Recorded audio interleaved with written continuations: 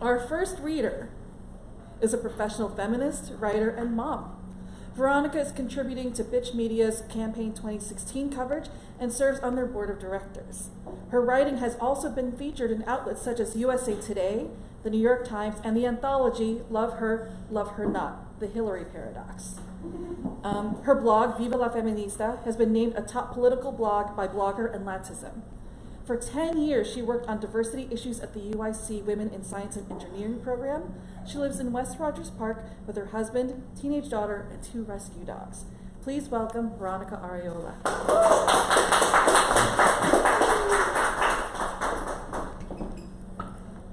That was shorter than just. Yeah. Hi, everybody. All right. So let me adjust this. Okay, I'll stand here. Hi. I'm Veronica Arreola, and I'd like to thank Andrew for continually inviting me to share a story here. As my introduction says, I'm a professional feminist. This is how I introduce myself in most spaces. It's on my non-office job business cards, and usually gets a great reaction, like, "Oh, a professional feminist! I love it." I often get people also asking how they too can become a professional feminist, like the time I spoke at Case Western or led a media training for a social justice-minded congregation. I also get a weird look and scrunch, like, what the hell is a professional feminist? And that's what I'm here to talk about.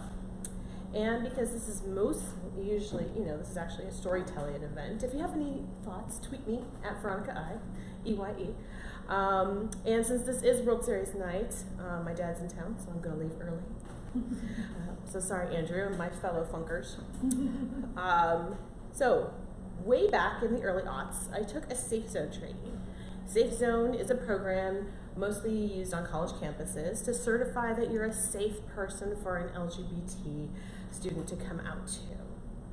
After you successfully go through the training, you get a sticker or a pin to display in your office to signal that to signal to LGBT students that people outside of the Gender and Sexuality Center are allies. So the then director of the Gender and Sexuality Center was running the Safe Zone training when he described himself as gay for pay. And we all laughed. But then he went on to explain that essentially his job is to be a very out gay man and support queer youth students. And about the same time, Gaber's Block was asking people what they wrote on as their occupation on their tax returns. And this woman I know who also ran domestic violence shelters, said she put down professional feminist. And I thought, yes, this is what I am. And that's what I've put on my tax returns ever since.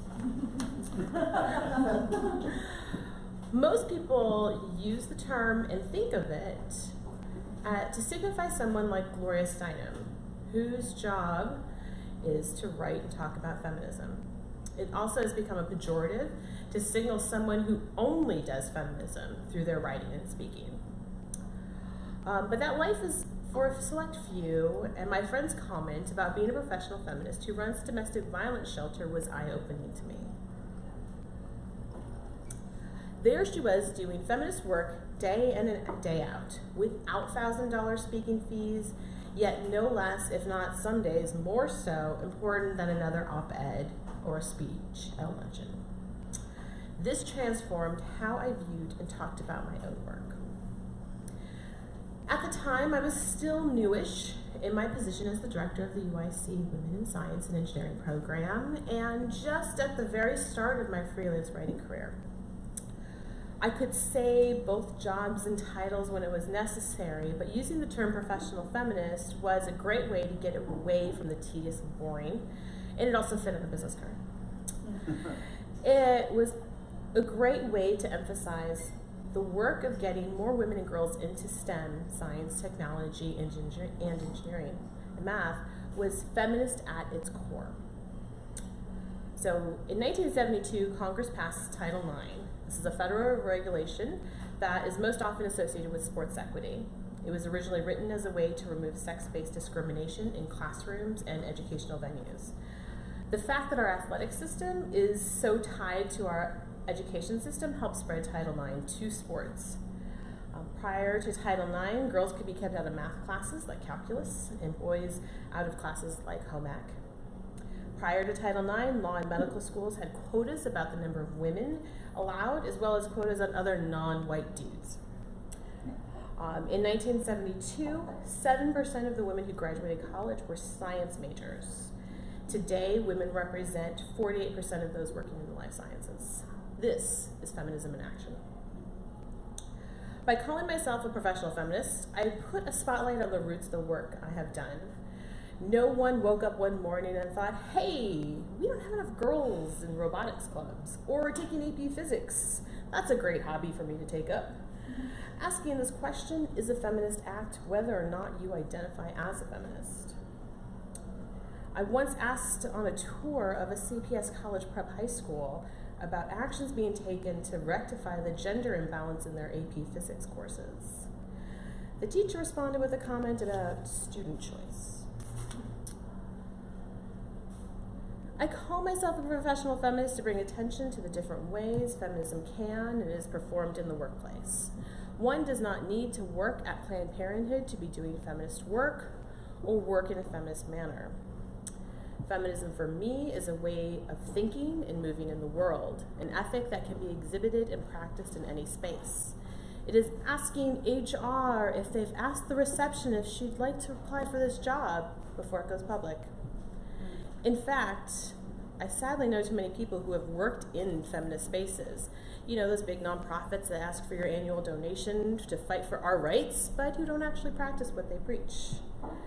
One friend who left an organization said part of it was because they wouldn't allow them to shift their hours to better fit their kids' schedule.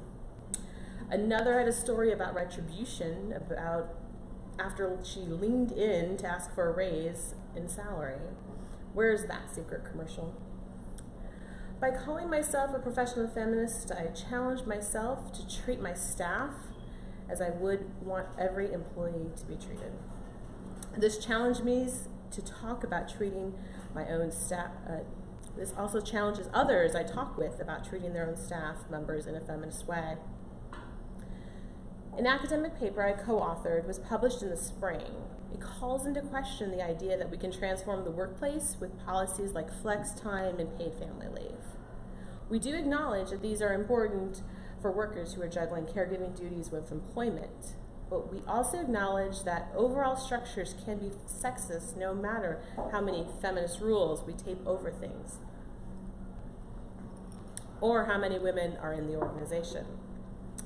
The sexual division of work in an organization is laid at its inception and almost impossible to deviate from, even when leadership changes. Studies have shown that women-led law firms spin off law firms that incorporate women in leadership from the outset. There are also a lot of obstacles in the way of creating and supporting a truly feminist workspace within capitalism. When we advocate and even win a raise in the minimum wage, even when we're willing to pay 50 cents more for our ice cream cone, owners will most likely ensure that their profits will be impacted as little as possible. A feminist shop owner would recognize the humanity in their workers and customers, and if possible, take the cut from their own bottom line.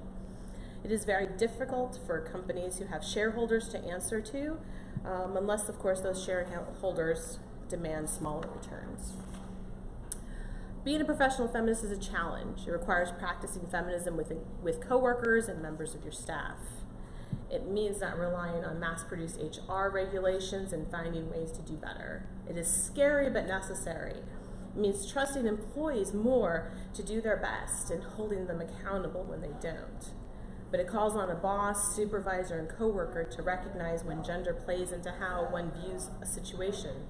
Do you scoff at the mom who leaves at 3 for school pickup, but cheer Bill when he leaves for t-ball coaching? It also calls for an intersectional view of policing Latinas' feistiness at work and Black women's anger. Every job has a degree of discretion. Being a professional feminist means using your discretion with feminist ethics in mind, and sometimes it might straighten your team too. Professional feminism means seeing your staff and coworkers as full human beings. Unless you're an ER staff member, there's really little reason to be on call 24/7. It encourages staff to go on vacation without checking emails. Professional feminists actively assess how they engage in the recruitment of new talent.